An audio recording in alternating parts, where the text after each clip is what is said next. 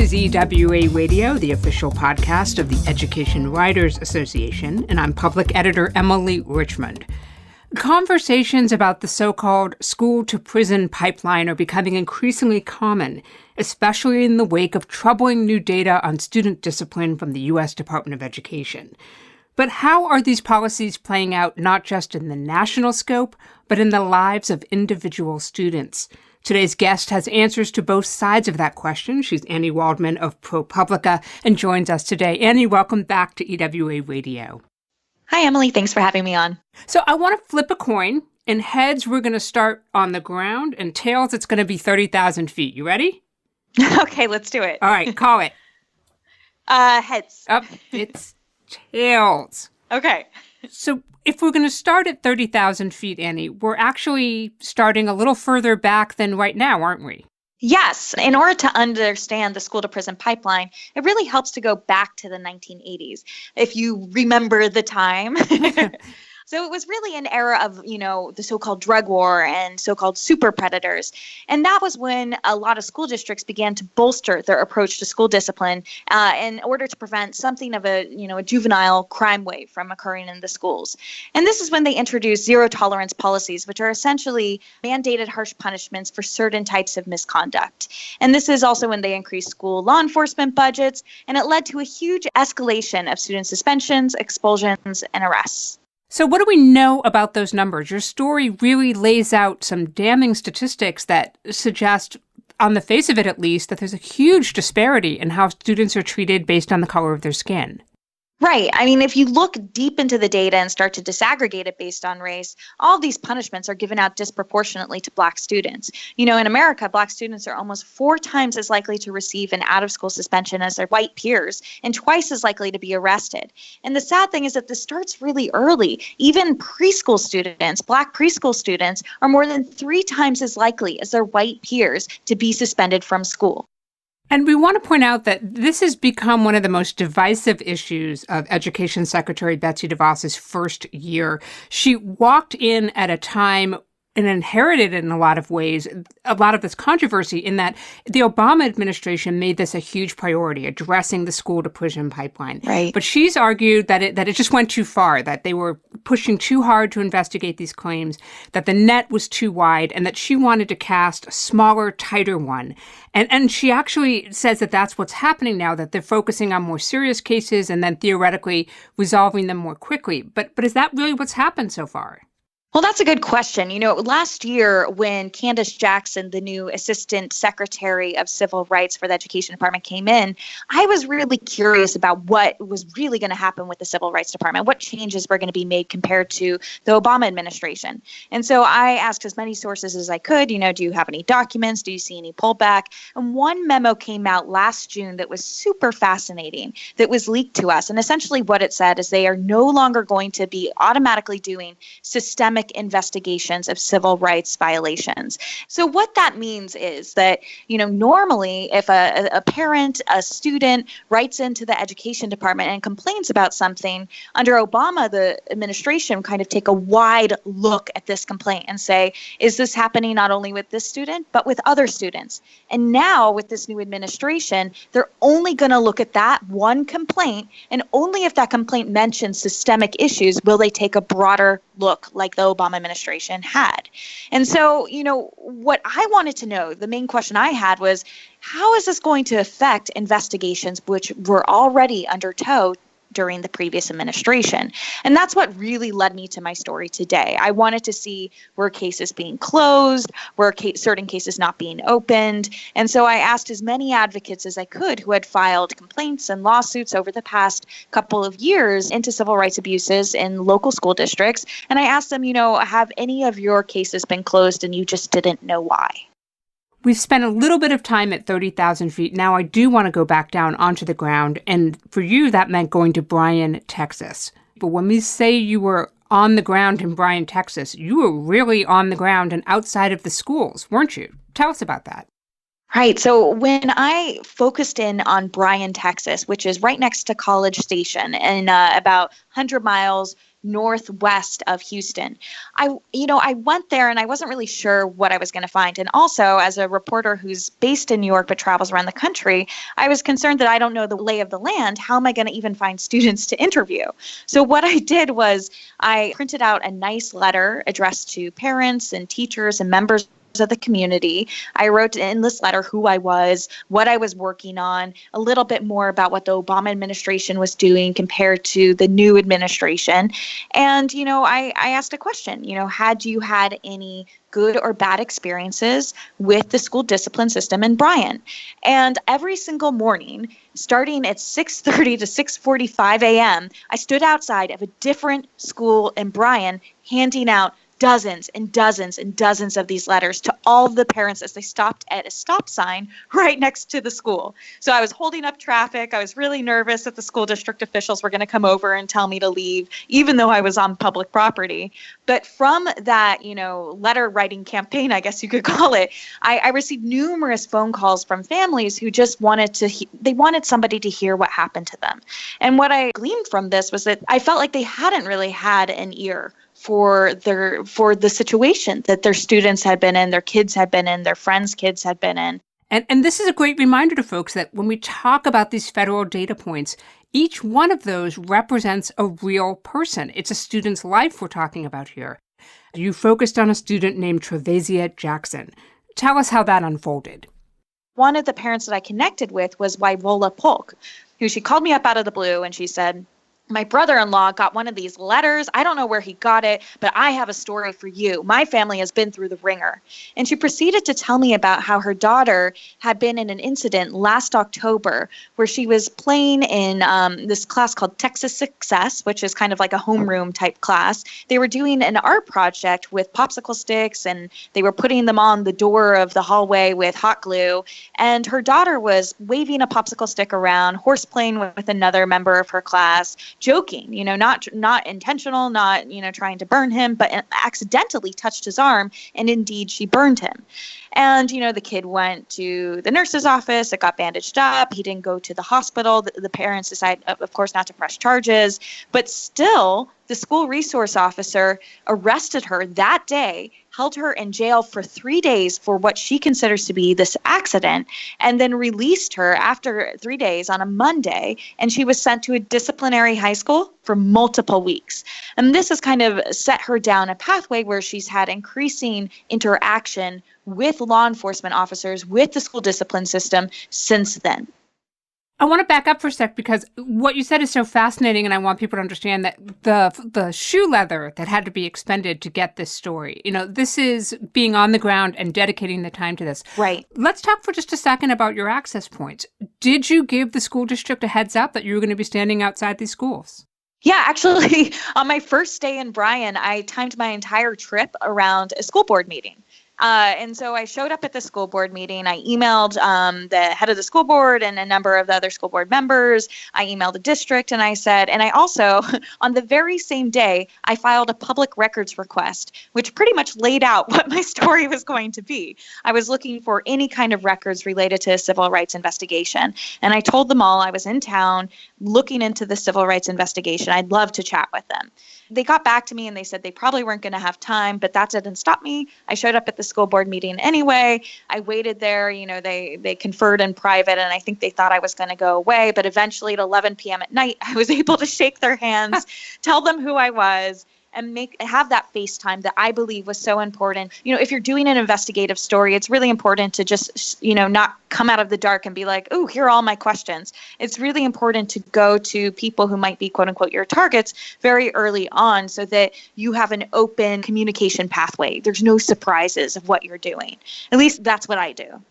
Betsy DeVos has said that one of the problems with the Obama-era policies is that investigations lingered on, sometimes for years. And she said, quote, that's justice delayed is justice denied.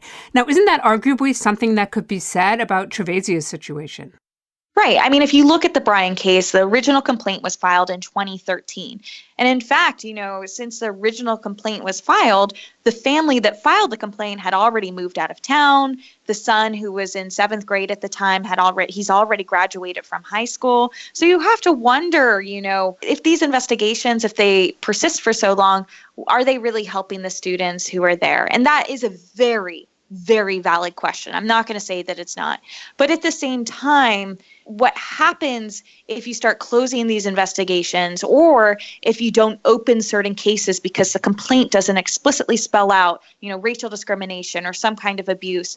What happens is that only the people who know how to navigate the legalese and the system are going to be able to have their cases open and investigated. And that is an incredible threat to the Civil Rights Act of 1964 and the rights of students across the country. We're talking with Annie Waldman of ProPublica about her coverage of civil rights investigations and how those are changing with new federal policies going into play. Don't miss an episode of EWA Radio. You never have to. You can find us on your favorite podcast app. And don't forget to take a moment to rate us on iTunes. Your support and feedback will help us grow. Annie, if you're on the education beat long enough, at some point you're going to get that phone call, and it's a frantic parent on the other end of the line who wants to tell you that their child has been mistreated.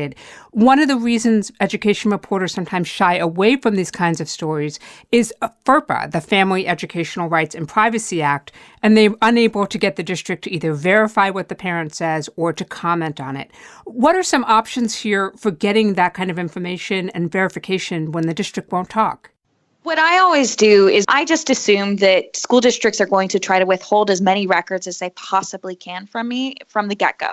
And so I try to, when I write a public records request for a school district or for a state education agency, I try to be very explicit about what variables I want if it's a data set, or what information I want redacted if it's documents, because they should be able to provide you with documents or data as long as certain variables or certain identifiers are redacted or perturbed in some way. And so I think it's just really important to understand what is available and what's not available and what is, legally protected before you make that request. FERPA is pretty similar to, the HIPAA, the healthcare law. So if you look, online, I actually wrote a really good explainer about what variables you can ask for, what information you can ask for. And I think that it's a pretty good outline for how you can craft your public records request, but also just ask for documents and data more openly from districts and state agencies. Well, I also think a lot of people don't know that parents can actually waive some of those protections and give a school district permission to share a lot more information than if you're just asking on your own. So if you've got the parent on your side, often there's ways to, maybe not go over or through the wall, but under it. Right, exactly. And, in my case, that's very helpful also with law enforcement records, which for my story with Trevasia, she was arrested and I was, they wouldn't give me any of the records because she was a minor, but all those records would be available to the parents. So I find that having that really close bond with a parent and kind of explaining to them the importance of getting this information, of fact-checking this information is really great. The other thing that I learned actually with this past story is getting school law enforcement information. You can frequently get it from city police forces. So instead of going through the school district, I could actually go through the Bryan Police Department and get data sets that showed every single arrest at every single school. And it had the date, it had the race of the child, it had the age of the child, the birth date of the child, which could have even been identifiable, but they weren't subjected to FERPA in the same way. And also it had the offense. So having this data set like this enabled me to fact check the story with Trevasia, and that was really important because, unfortunately, the mother of Trevasia didn't have much documentation about the arrest itself. What can we say about Trevasia's experience and how it fits into this national picture of what really looks like massive disparities in how students are treated by the color of their skin? What kind of stuck with me so much during my interviews with Trevasia's mom, Wyvola Polk, was that she kept saying, this could have been handled in the schoolhouse. This could have been handled in the schoolhouse. And it was just such a simple, persistent complaint that she had that I think really exemplifies a lot of the issues across the country where, there are police there, and oftentimes, school districts, maybe they're wary of lawsuits or litigation or issues with other parents or kids. They transfer that responsibility to the police force or security officers, which are in the school, instead of taking matters into their own hands and asking what's best for the student. Are there other restorative justice things that we can do which won't create a permanent record for these kids and enable them to not feel criminalized in some way? And ultimately, when we have a system where police officers are in the schools like this, what happens is what sociologists call labeling effect. And that is when kids are treated like criminals, begin to feel like criminals, and act out increasingly more so after individual events and interaction with law enforcement. And eventually what happens is that this doesn't only affect the child who was involved in the incident themselves, it also affects all of their classmates and their teachers, who begin to label them or people of their skin tone or their ethnicity as being troublemakers or criminals. And this can be disastrous and create and reinforce implicit bias in our schools. I want to circle back to the new federal data, and let's talk about some story ideas for reporters who might want to follow your lead in making sense of it for their own audiences. What's a story they could do relatively quickly, even if they may not have the kind of facility with data that you and the team at ProPublica has? So one really interesting new resource, and this is not in the CRDC civil rights data collection set that was just released, but is a new data set from the Education Department, is they are now publishing open civil rights investigations into colleges and universities and also K-12 districts. And why I think this is such a great resource is for local reporters, all you have to do is look up, is there an investigation into your school district? And then just start requesting those documents, requesting those emails, asking around, trying to figure out what are they investigating? Is there actually something there? Maybe you could find, solve the investigation before the civil rights investigators do. I think it's a really unique thing that I have to give DeVos credit for. She's the one who put all these investigations online. And it's a new type of transparency that'll enable reporters to do great, rich stories about civil rights issues in schools today. Also, I think another thing is if you look at the new CRDC data collection, there are a number of new variables in the data that just looking only at one variable could tell fascinating stories. For example, previously they had the number of students who were received suspensions or the number of suspensions, generally in a school district or a school. The new variable that they have now in the CRDC data collection is number of school days missed by students who received an out-of-school suspension. And so what this will enable people to see, especially because it's broken down by race, is are Black students getting more days of suspension for the same number of suspensions? And that can actually, then you're able to see a little bit the harshness of the discipline, which is something that's very difficult to capture with the old civil rights data collection data sets. So, Annie, as you look back at this project and at this story, is there a question that you still want to get answered? Ooh, that is a really good question. I guess, the main question that I want to get answered is, what do students think of this? As an education reporter, I have my wonky lenses on pretty much 24 hours a day. I'm always thinking about policy. I'm always thinking about numbers. I'm thinking about data. But, I want to know what students' reaction is to the civil rights data. And I'm wondering, if they really knew the disparities at their own school, what they would think of this, what they would do with this information. And so hopefully with new reporting, we're all going to be able to find out the answer to that. Annie Waldman covers education for ProPublica, and she joined us from her office in New York. Annie, thanks for making time for EWA Radio. Yeah, Emily, thanks so much for having me on. And that wraps up another episode for us. The mission of the Education Writers Association is to strengthen the community of education writers and improve the quality of education coverage. For more than 70 years, EWA has helped reporters get the story right. If there's a story you want to know more about, drop us a line with radio@ewa.org. Have a great week, and thanks for listening.